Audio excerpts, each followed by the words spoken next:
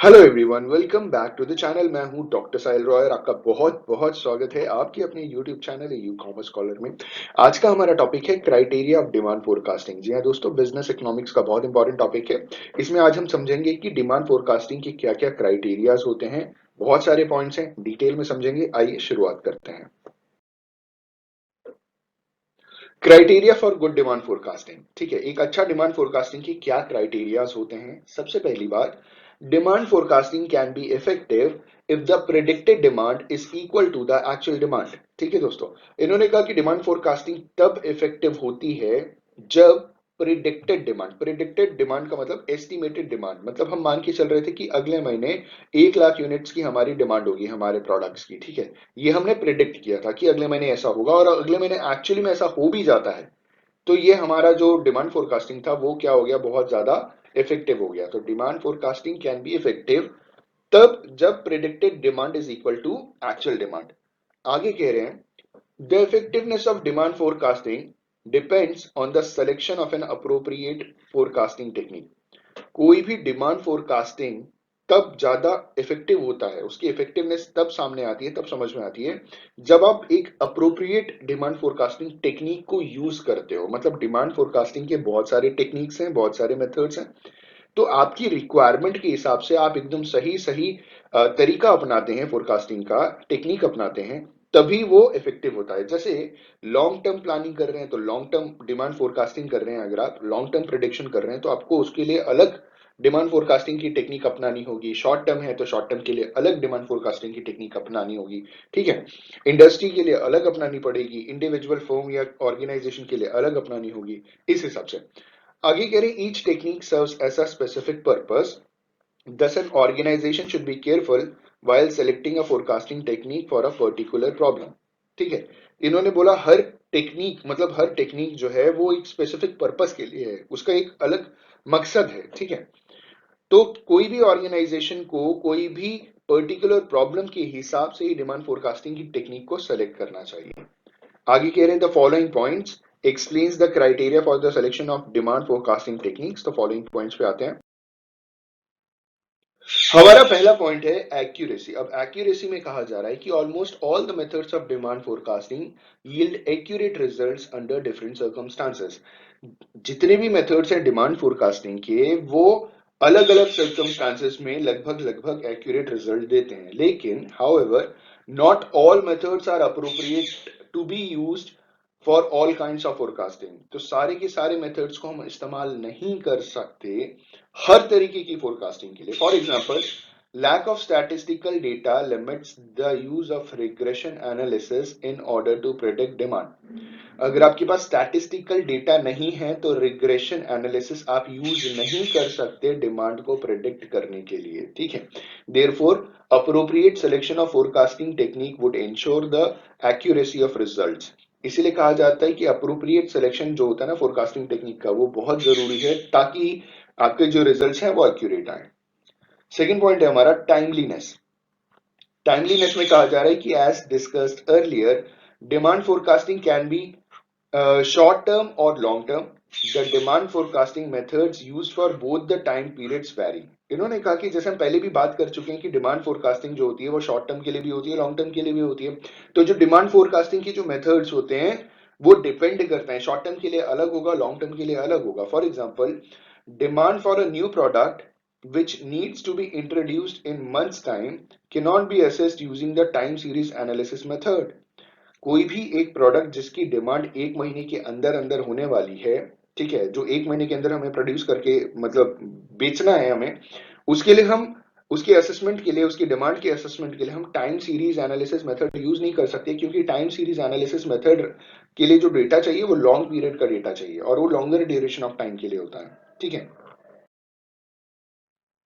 अगला पॉइंट है हमारा अफोर्डेबिलिटी। ठीक है, इन्होंने कहा the cost for different demand forecasting methods varies based on their implementation expertise required, the time period involve etcetera. इन्होंने कहा कि अलग अलग डिमांड फोरकास्टिंग की जो भी मेथड्स हैं, उनके जो खर्चे होते हैं ना, कॉस्टिंग जो आती है ना, लागत जो आती है वो अलग अलग होती है। जैसे कुछ के इंप्लीमेंटेशन में बहुत खर्चा आएगा, कुछ में कम आएगा, कुछ में एक्सपर्ट लोगों की जरूरत पड़ेगी तो एक्सपर्ट लोगों को भी पैसा देना पड़ेगा, कुछ में नहीं आएगा। ठीक है, कुछ में बहुत ज्यादा टाइम लगता है एनालिसिस करने के लिए, डेटा कलेक्शन करने के लिए, कुछ में नहीं आएगा। तो आपकी रिक्वायरमेंट के हिसाब से आपको चीजें सेलेक्ट करनी है। जैसे इन्होंने कहा, 10 organization should select a method that suits their budget and requirement without compromising on the outcome। तो किसी भी एक ऑर्गेनाइजेशन को अपने डिमांड फोरकास्टिंग का वो मेथड अपनाना चाहिए जो उनके बजट और उनकी जरूरत के हिसाब से हो, और साथ ही साथ उनका जो भी आउटकम है, जो भी रिजल्ट है, वो कॉम्प्रोमाइज ना हो। एग्जाम्पल के तौर पे इन्होंने कहा, the complete enumeration method of demand forecasting yields accurate results but could prove expensive for small scale organizations। Complete enumeration method demand forecasting के लिए बहुत बढ़िया होता है, ठीक है, बहुत अच्छा होता है, क्योंकि उसके रिजल्ट्स बहुत एक्यूरेट आते हैं, लेकिन ये स्मॉल स्केल ऑर्गेनाइजेशन के लिए बहुत ज्यादा महंगा पड़ जाता है, अफोर्ड नहीं कर सकते। अगला पॉइंट, ईज ऑफ इंटरप्रिटेशन। अब इसमें इन्होंने कहा कि outcome generated using demand forecasting methods are generally represented in the form of statistical और मैथमेटिकल इक्वेशंस। जो भी आउटकम हमने जनरेट किया डिमांड फोरकास्टिंग की मेथड्स की मदद से, वो नॉर्मली स्टैटिस्टिकल या मैथमेटिकल इक्वेशंस के फॉर्म में होता है। It should be ensured that the personal का मतलब जो व्यक्ति विशेष, जो भी एक ह्यूमन है, जो भी इंसान है, ठीक है, वो इन सारे फोरकास्टिंग का जो भी काम कर रहा है, are trained and efficient to use forecasting methods and interpret the results. ठीक है, वो इन सारे मेथड्स को प्रॉपर तरीके से फोरकास्ट कर सके, इतना वो ट्रेंड होना चाहिए, इतने वो एफिशिएंट होने चाहिए, और इसके रिजल्ट्स को भी इंटरप्रेट सही तरीके से कर सके। ठीक है, हमारा अगला पॉइंट है फ्लेक्सिबिलिटी। फ्लेक्सिबिलिटी में कहा जा रहा है कि as the market is susceptible to a number of uncontrollable variables, flexibility in using demand forecasting techniques would be a necessary condition for making an effective forecast। इन्होंने कहा फ्लेक्सिबिलिटी, डिमांड फोरकास्टिंग टेक्निक बहुत flexible होना बहुत जरूरी है, क्योंकि market हमारा susceptible है। ससेप्टेबल का मतलब समझिएगा दोस्तों, इजिली अफेक्टेड। ससेप्टेबल का मतलब होता है जो बड़ी तेजी से प्रभावित हो जाता है, बड़ी जल्दी चेंज हो जाता है। ठीक है, to a number of uncontrollable variables. दोस्तों, अगर फैशन चेंज हो गया, टेक्नोलॉजी चेंज हो गई, तो ये तो एक बिजनेस ऑर्गेनाइजेशन के कंट्रोल में नहीं है, तो इसको हम कहते हैं अनकंट्रोलेबल वेरिएबल्स के वजह से बड़ी तेजी से मार्केट प्रभावित होती है। इसीलिए डिमांड फोरकास्टिंग का जो टेक्निक होता है वो बहुत ज्यादा फ्लेक्सिबल होना चाहिए, ताकि हम इफेक्टिवली फोरकास्ट कर सकें। ठीक है, अगला पॉइंट कह रहे हैं ease in using available data. जो भी हमारे पास डेटा अवेलेबल है, जो भी जानकारी, नॉलेज, इंफॉर्मेशन अवेलेबल है, उसे हम आसानी से इस्तेमाल कर सकें। ठीक है, forecasting is made on the basis of availability of primary और सेकेंडरी डेटा। प्राइमरी डेटा वो होता है जिसे हम खुद जाकर के कलेक्ट करते हैं अपनी जरूरत के हिसाब से, फर्स्ट हैंड डेटा होता है। सेकेंडरी डेटा वो होता है जो किसी ने ऑलरेडी कलेक्ट करके रखा है अपनी जरूरत के हिसाब से और उसे पब्लिश कर दिया, वो डेटा लेना है सेकेंडरी डेटा। ठीक है, तो फोरकास्टिंग हम प्राइमरी डेटा की मदद से भी कर सकते हैं, सेकेंडरी डेटा की मदद से भी कर सकते हैं। देयरफॉर ये बहुत ज्यादा इफेक्टिव होता है। Therefore for an effective forecast it is important that the required data is easily available to the forecasters. जो डिमांड फोरकास्टिंग करते हैं उनके लिए रिक्वायर्ड डेटा इजीली अवेलेबल होना बहुत जरूरी है, ताकि वो इफेक्टिवली फोरकास्ट कर सकें। अगला पॉइंट है ईज ऑफ यूज, मतलब आसानी से आप इस्तेमाल कर सकें। Demand forecasting method can be complex to the use if the forecaster is not train to apply them. Demand forecasting की जो भी मेथड्स हैं वो बहुत ज्यादा कॉम्प्लेक्स हो सकते हैं अगर डिमांड फोरकास्टर, जो भी फोरकास्टिंग करने आए हैं ना, वो अगर प्रॉपरली ट्रेन्ड नहीं है तो।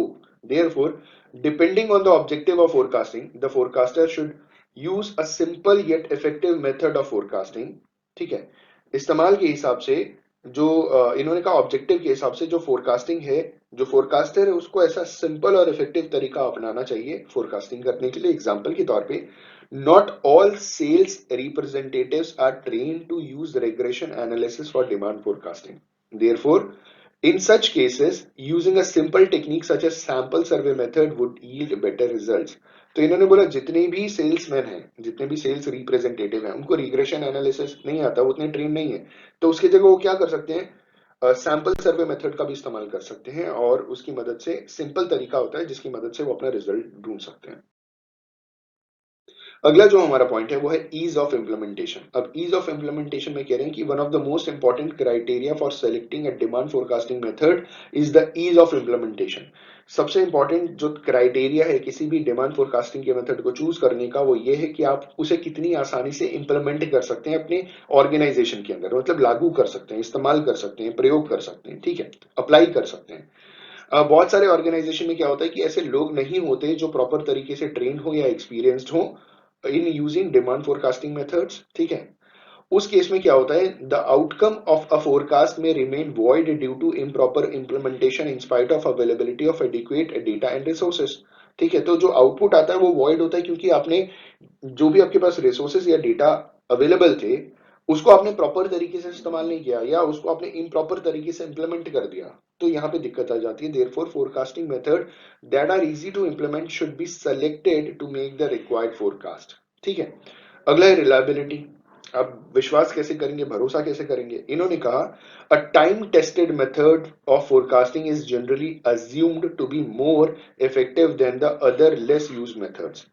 टाइम टेस्टेड मेथड का मतलब जिसे आप बहुत समय से प्रयोग करते आ रहे हैं और जो आपको लग रहा है कि ये नॉर्मली इफेक्टिव होता है, तो जिसे आप लंबे समय से यूज करते आ रहे हैं उसी को आप ज्यादा प्रेफरेंस देंगे कंपैरेटिवली जिसे आपने कम इस्तेमाल किया है।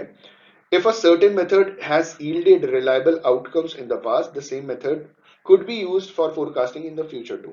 तो कोई एक ऐसा मेथड है जिसने पास्ट में, ठीक है, आपको अच्छा रिजल्ट दिया, तो उसी को आप इस्तेमाल करेंगे अपने भविष्य के लिए।